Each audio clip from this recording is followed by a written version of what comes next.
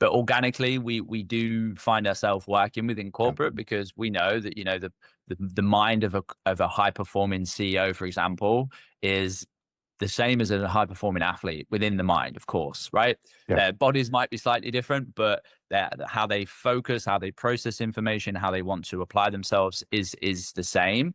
And the body doesn't know whether it's a stressful meeting or a football match. The Mm. nervous system doesn't know the difference, but it's the same response. It's the same effects it can have. So in short, yes, we work with some really interesting companies across, yeah, finance, technology, high performing environments. Typically, Yeah. that means central London, of course, because that's where everyone is for that world. But yeah, we work with key decision makers in companies and how they are performing under pressure to one, regulate themselves so they can make the right choices when the pressure hits, because they are normally looking after huge teams of, 500 to 2,000 people across the world.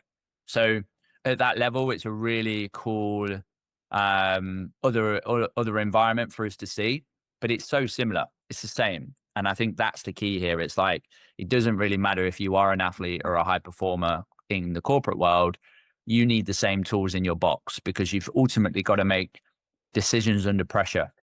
That's Yeah. all athletes are doing. That's all athletes are doing. It's just making decisions under pressure.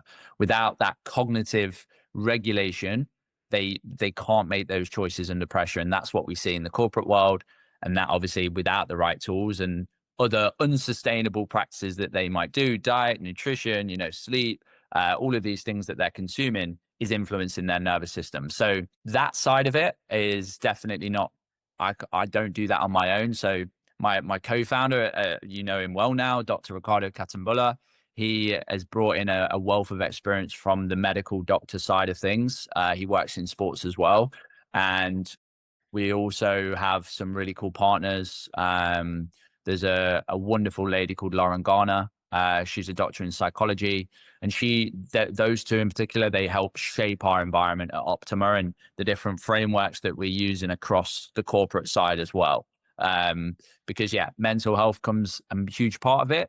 And I think from that side, we have a framework that we've coined at Optima, and it's basically 3 pillars. And it's the same across any industry I've worked in: sleep, mental health, performance. Sleep impacts your mental health. Your mental health impacts your performance. Your performance is impacted by your mental health, and your mental health will impact your sleep. Now, those 3 pillars for me is like it's an ongoing cycle. And Mm.